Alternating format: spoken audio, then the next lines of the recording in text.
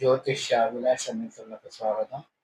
ఈరోజు ఈ ఆడియోలో మనము కన్యా లగ్నంలో పుట్టినటువంటి వారికి శుభప్రదమైన వైవాహిక జీవితం, అదే కన్యా లగ్నంలో పుట్టినటువంటి వారికి అసంతృప్తి వైవాహిక జీవితాల గురించి ఒక 3 చార్ట్స్‌ని విశ్లేషణ చేద్దాము. సో, కన్యా లగ్నం ద్విస్వభావ లగ్నం. లగ్నానికి అధిపతి బుధుడు. ఆ కన్యా లగ్నానికి సప్తమాధిపతి గురువు. సో, ఈ దుస్వభావ లగ్నానికి గురు బుధులు ఎటువంటి పొజిషన్‌లో ఉంటే వారి వైవాహిక జీవితం బాగుంటుందో ఈ యొక్క చార్ట్ ద్వారా విశ్లేషణ చేద్దాము. కన్యా లగ్నం సప్తమాధిపతి అయినటువంటి గురువు సప్తమంలో ఉన్నప్పుడు వైవాహిక జీవితం బాగుండదు. అలాగే అష్టమంలో ఉన్నప్పుడు కూడా వైవాహిక జీవితం బాగుండదన్నమాట. సప్తమాధిపతి అష్టమంలో. కానీ ఇక్కడ భాగ్యంలో ఉన్నాడు. భాగ్యంలో కన్యా లగ్నానికి శుభుడైనటువంటి శుక్రుడు యొక్క రాశిలో వృషభ రాశిలో ఉన్నాడు అన్నమాట. సో, ఆ వృషభ రాశికి అధిపతి అయినటువంటి శుక్రుడు గురువుకు సంబంధించినటువంటి రాశి ధనుస్సు రాశిలో 4వ ఇంట్లో ఉన్నాడు అన్నమాట. సో, ఇక్కడ కలత్రకారకుడైనటువంటి శుక్రుడు 4వ ఇంట్లో గురువుకు సంబంధించినటువంటి రాశిలో ఉండడం, సప్తమాధిపతి భాగ్యంలో శుక్రుడు సంబంధించినటువంటి రాశిలో వృషభ రాశిలో ఉండడం. అంటే ఇక్కడ గురు శుక్రులకి పరివర్తన జరిగిందనమాట. సో, ఇది ఇక్కడ మేజర్‌గా ఈ యొక్క శుభప్రదమైన వైవాహిక జీవితానికి 100% ఇక్కడ గురు శుక్రుల యొక్క పరివర్తన సపోర్ట్ చేస్తుందనమాట. సో, శుక్రుడు ఉన్నటువంటి రాశి గురువుకు సంబంధించినటువంటి రాశిలో శుక్రుడు ఉన్నాడు.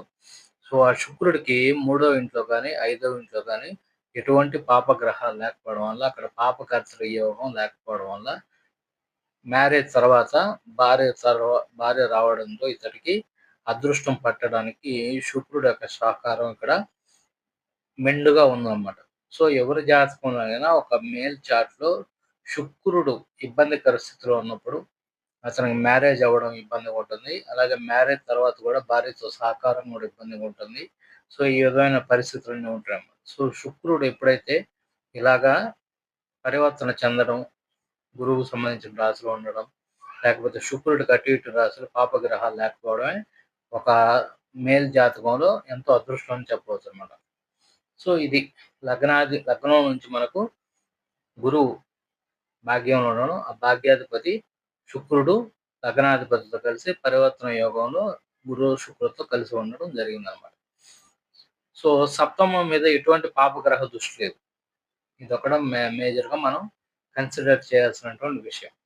తర్వాత ఇదే లగ్నాన్ని, ఇదే వైవాహిక జీవితాన్ని చంద్రుడి నుంచి కూడా మనం చూసుకున్నట్లయితే, ఎందుకంటే ఒక 40 తర్వాత ఉన్నటువంటి రాశి నుంచి మన జాతకం పనిచేయడం స్టార్ట్ అవుతుందన్నమాట. సో, చంద్రుడి నుంచి కూడా చూసుకుంటే చంద్రుడు ఇక్కడ సింహరాశిలో ఉన్నాడు.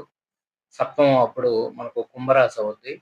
ఆ కుంభరాశ్యాధిపతి అయినటువంటి శని రెండో ఇన్ మూడో ఇంట్లో ఉచ్చ స్థితిలో సింహరాశికి యోగకారకుడైనటువంటి కుజుడితో కలయిక ఇక్కడ ఒక మంచి యోగం అన్నమాట. సో, యోగకారకుడితో సప్తమాధిపతి రెండో ఇంట్లో ఉచ్చ స్థితిలో ఉన్నాడన్నమాట.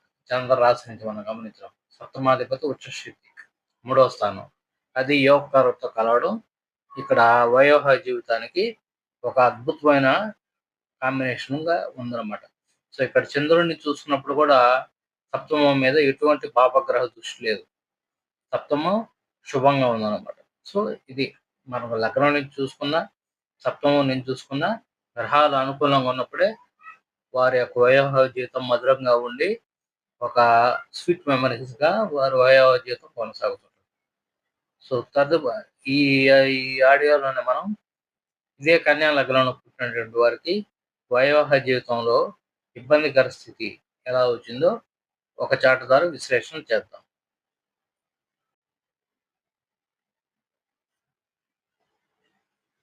ఇక్కడ ఉన్నటువంటి చార్ట్ కూడా కన్యా లగ్నం. ఇందాక శుభప్రదమైన వైవాహిక జీవితం కన్యా లగ్నంలో పుట్టినటువంటి వారిది విశ్లేషణ చేసినాము. సో, అదే కన్యా లగ్నంలో పుట్టి వివాహం అస్తవ్యస్తమై విడిపోయినటువంటి వారి జాతకాన్ని విశ్లేషణ చేద్దాము. సో, కన్యా లగ్నానికి సప్తమాధిపతి 6వ ఇంట్లో అంటే సప్తమం నుంచి 6వ ఇంట్లో రుణరోగ శత్రుస్థానంలో పడ్డాడు. సో అలాగే సప్తమంలో మనం చూసినట్టయితే చంద్ర రాహుల యొక్క స్థితి. చంద్ర రాహులు సైకలాజికల్గా మెంటల్గా బిహేవ్ చేయడానికి ఇక్కడ ఈ జాతకుడికి చంద్ర రాహులు సప్తమంలో ఉండడం చేత ఆ విధమైన స్థితి ఏర్పడింది అనమాట.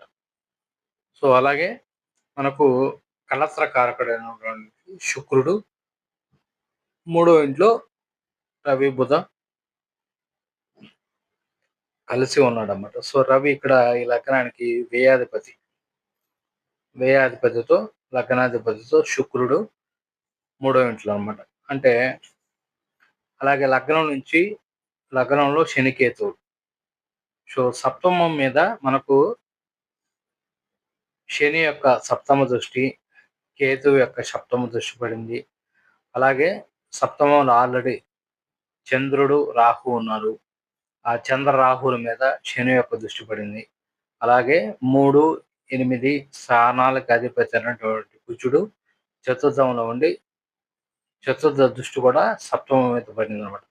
సో ఈ విధంగా శని, కేతు, చంద్ర, రాహు, కుజుల యొక్క సంబంధం సప్తమం మీద ఉండడం, సప్తమాధిపతి సప్తమం నుంచి వ్యయంలో 6వ ఇంట్లో ఉండడం చేత లగ్నం నుంచి వివాహానికి సంబంధించినటువంటి అన్ని పారామీటర్స్ కూడా ఇబ్బంది పడ్డాయన్నమాట.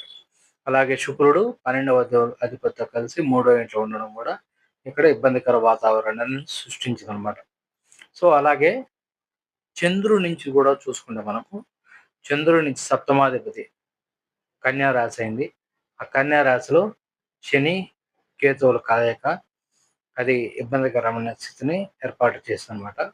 అలాగే కలత్ర కారకుడు శుక్రుడు మనకు ఇక్కడ 9వ ఇంట్లో ఉన్నప్పుడు కూడా అతను 6వ స్థానాధిపతి అయినటువంటి రవితో కలయిక చేత సో శుక్రుడికి 6తో సంబంధం ఏర్పడడం చేత రుణరోగ శత్రు కాంపిటీషన్ సంబంధించినటువంటి రవి ఇక్కడ శుక్రుడు యొక్క పారామీటర్స్ని తగ్గించేస్తాడు అనమాట.